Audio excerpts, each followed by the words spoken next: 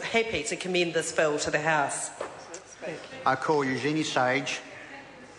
I'm pleased to take a short call on the Riccarton Bush Amendment Bill, which, as other speakers have noted, amends the Riccarton Bush Act 1914 and the Riccarton Bush Amendment Acts 1947 and 1949.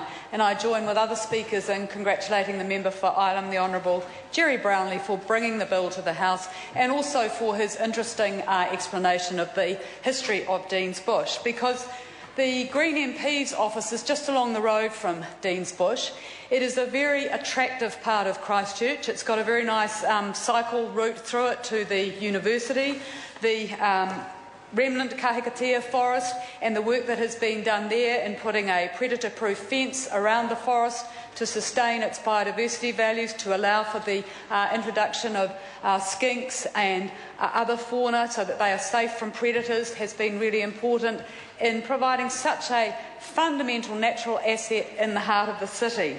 And also because the buildings there, Riccarton House, which is a Edwardian Victorian wooden building, is a Category 1 heritage building, and the Dean's Cottage is also really one of the oldest wooden buildings in Canterbury.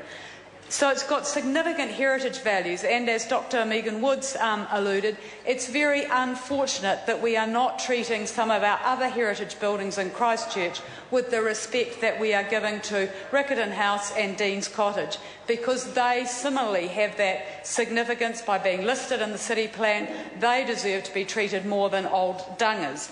So, Mr Speaker, coming back to the bill. We certainly support the bill, and the area was given to the Mayor of Christchurch in 1914 as the representative of Canterbury people. And the trust organisation is a council-controlled organisation. 6 of its 9 trustees are appointed by the City Council. So, Mr Speaker, given that the trust has had quite substantial funding assistance from the City Council, particularly to renovate and refurbish Riccarton House in the 1990s, what will the local government changes that this government is introducing mean to the future care and protection of Riccarton House, Dean's Cottage and the surrounds and grounds? Because, Mr Speaker, with the changes to the Local Government Act and the deletion of the 4 wellbeings, social, economic, environmental and cultural, as the purpose of local government, and their replacement with a much more restrictive purpose which limits local authorities to meeting the needs of their communities for, and I quote, local infrastructure, local public services and the performance of regulatory functions, will Riccarton House, Riccarton Bush, still qualify for that funding assistance from the City Council? Given that organisations like the Westfield Mall have challenged the City Council in its submissions on the long-term plan for funding that goes towards social housing in the city, will we see other organisations challenging the City Council's funding for Riccarton Bush and Riccarton House with the changed purpose in the Local Government Act? So, Mr Speaker, this bill is a good one, but it is potentially affected by other legislation. It's a good bill because it better defines the Trust Board's functions, it improves its financial reporting and its administration by requiring a financial plan. And it certainly makes sense to do this given the important assets which the Board is charged with caring for.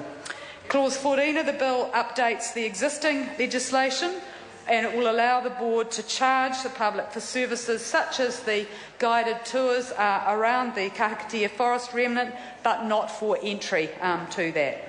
And it also allows the Board to grant a lease or a licence over all or part of Riccarton Bush, Riccarton House, and when the Riccarton House is refurbished again and the cafe becomes operative again, that's the sort of lease and licensing that the bill envisages.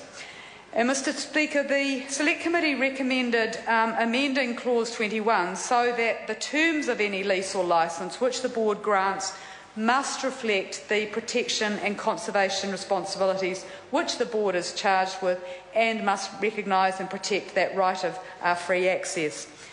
And as others have alluded to, certainly there was a suggestion that the Green Party made in the first reading speech that the legislation, the 4 pieces of legislation, be consolidated into one.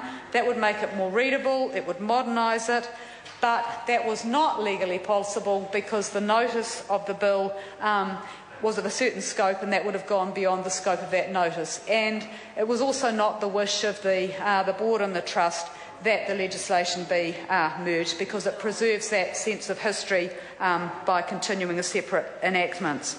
So, Mr Speaker, this bill is a good one. It's timely, but we do have a concern about the changes to local government and to the purpose of local government, and potential challenges from those who don't see funding going to the trust as being valuable. We think that the area is really important, both because of the protection of the built heritage of Christchurch and the very substantial amenity values in the grounds of Riccarton House, which many people enjoy on a day-to-day basis and at the market. So we congratulate the trust for the work that it does to maintain these natural and built assets for the people of Christchurch, and the member for bringing this bill to the House. We support it. The Honourable Dr Nick Smith. Mr. Speaker.